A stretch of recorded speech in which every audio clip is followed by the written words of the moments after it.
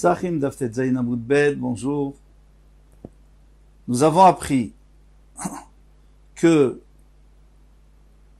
les liquides du Beth Amikdash ne peuvent pas être marchir. C'est-à-dire, encore une fois, marchir, ça veut dire que si on a un légume, un fruit qui a toujours été sec, qui n'a jamais été mouillé, en tout cas pas de manière intentionnelle, eh bien, il ne reçoit jamais la touma. Maintenant, il a été mouillé par de l'eau ou par du sang, il reçoit la touma. Mais si c'est du sang du Beth Amikdash, des abattoirs, il ne reçoit pas la touma. Matkifla Rav Shmuel Barami, Rav Shmuel Barami a posé une question là-dessus. Areda Matamtsit. Pourtant, le dam Matamtsit, des mishpar kamaim, que lui il est versé, comme de l'eau, et il n'est pas marchir. Parce que nous, on avait dit, pourquoi est-ce que le sang n'est pas marchir?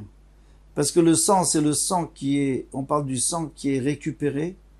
Le sang, c'est récupéré. Ce n'est pas comme de l'eau qu'on verse.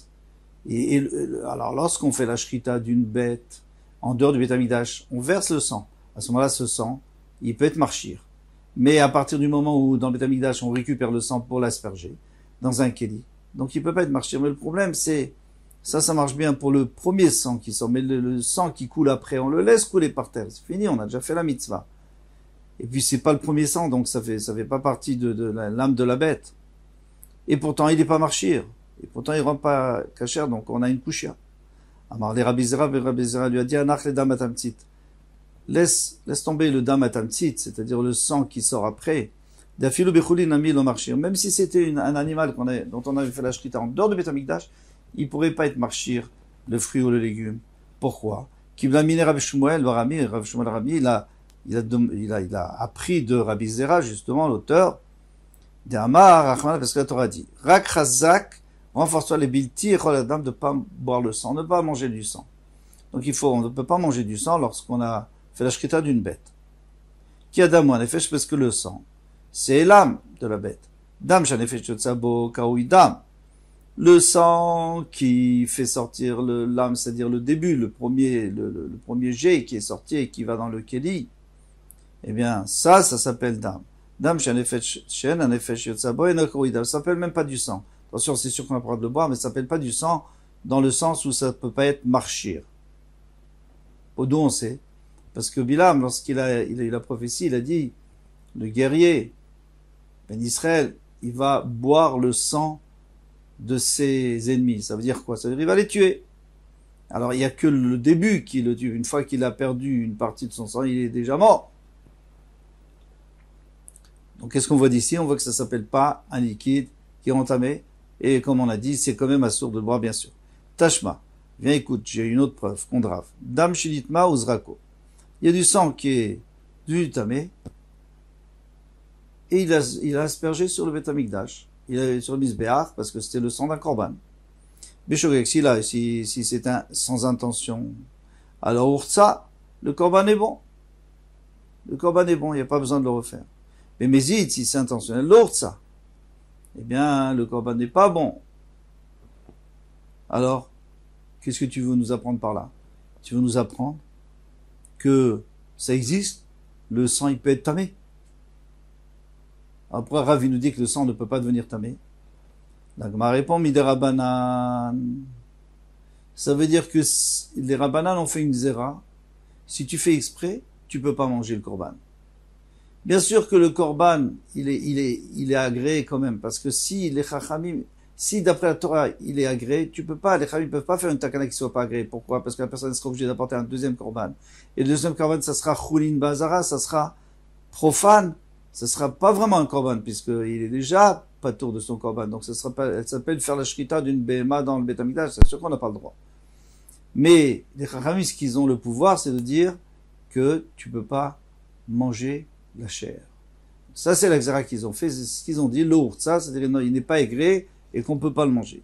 Et dès lors que Rabbi Yosef ben Yozer Ishreda, et ça va pas d'après Rabbi Yosef ben Yozer Ishreda, bien sûr, puisque Rabbi Yosef ben Yozer Ishreda, il disait que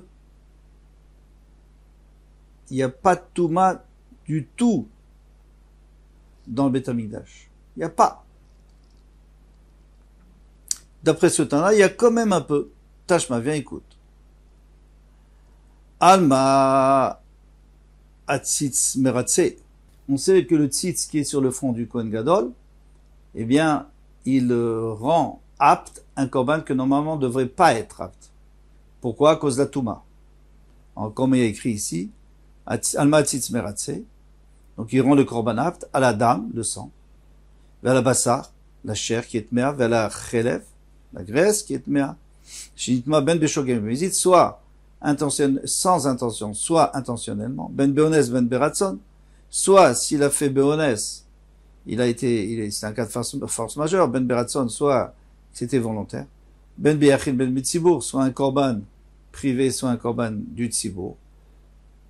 En tous les cas, qu'est-ce qu'on a vu? On a vu que le sang est tamé, puisque le tzitz, il vient pour agréer un korban que normalement ne devrait pas être caché, puisque le sang, il reçoit la touma. Mais pourtant, Rav nous a dit que midoraita, le sang ne reçoit pas la touma, le sang du korban. Répond l'agma, miderabanan, en effet. Miderabanan, les chachamim, ils ont mis dessus, ils ont dit que le sang recevait la touma. Alors, pour enlever ce issour, miderabanan, le tzitz va agir sur un issour de Rabanan. Mais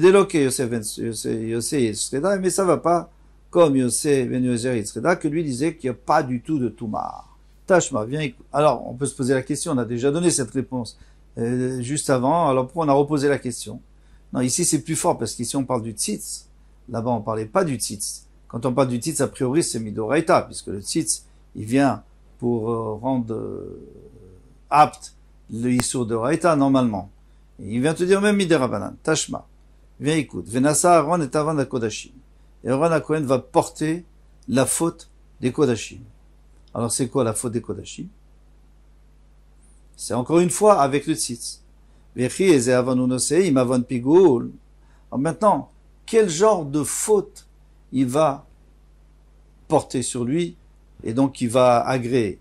Si c'est le pigoul, c'est-à-dire que le Kohen a eu une mauvaise pensée par rapport à l'endroit où on allait manger le korban, ou par rapport à l'endroit où on allait asperger le korban. Arek varneman loiratse, on a déjà dit que de toute façon, loiratse, il sera pas bon ce korban.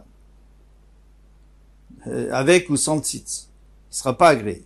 Imavon notar, si c'est notar parce que le Kohen a pensé qu'on allait le manger plus tard, que le jour où on avait le droit, on avait un jour ou 2 jours. Avec Varnemar lo Yechachev, il y a écrit qu'il a aucune valeur, ce korban.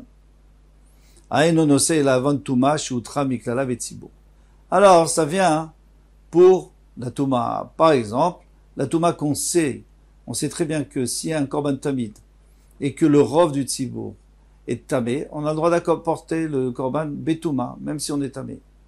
Et si, la même chose pour le korban Pessah. Donc on a permis Betzibour. Maintenant, si c'est pas le Tzibour qui est tamé, si le Tzibour n'est pas tamé, et qu'il y a de la Touma, alors là, ça sera le Tzitz. Maïlav Toumaddam, n'est-ce pas qu'on parle? Du sang. Oui, du sang qu'on a aspergé. Il était tamé. Une question contre Rav. Amarav Papa, lo Toumat Kmatsin. Ici, on parle du Kometz. Qu'est-ce que c'est que le Kometz? C'est lorsqu'on apporte un korban de biscuits, tout ça, tout ce qui est farine, eh bien, le Kohen, il doit prendre un petit peu, avec ses doigts, il doit prendre une partie dans sa poignée et le brûler. Eh bien, ça, cette touma-là, c'est le tzitz qui lui permet d'être agréé, même si c'est tamé. Tashma, viens, écoute encore une question contre Raph. Alors, on sait que Chagi, un avis, Hachem lui a dit de vérifier, parce qu'on était en train de construire le deuxième Beth Amikdash, donc de vérifier les Kohanim pour voir s'ils avaient bien compris la halachot, parce qu'ils risquaient d'avoir de oubliés. Alors, qu'est-ce qu'il leur a posé comme question?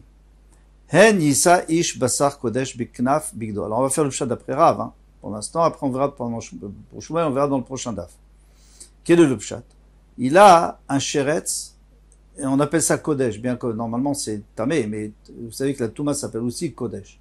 Ou à plusieurs endroits, ce kodesh, c'est-à-dire c'est quelque chose dont on s'éloigne, qui est séparé de nous. Donc, ça peut être la tara ou la touma.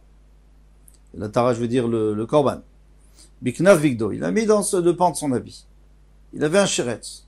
Il avait un un reptile mort. Venaga biknafo el alechem. Maintenant, il a touché avec ce sheretz, il a touché le pain. Donc, le sheretz est rishon et avatuma. Le pain est riche en atuma. Velanazid.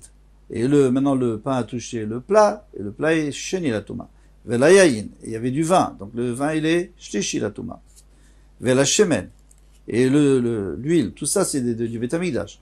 Donc, c'est Révi la Touma, on peut aller jusqu'à Révi. Velkol Ma'achal, et toute nourriture, Aïkadesh.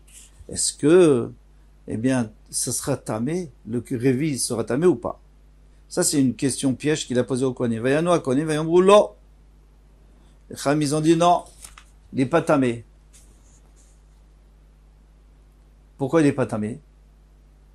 Alors, on va voir. Vamarav, en tourne la page, Ishtabesh Kahane, ils se sont trompés.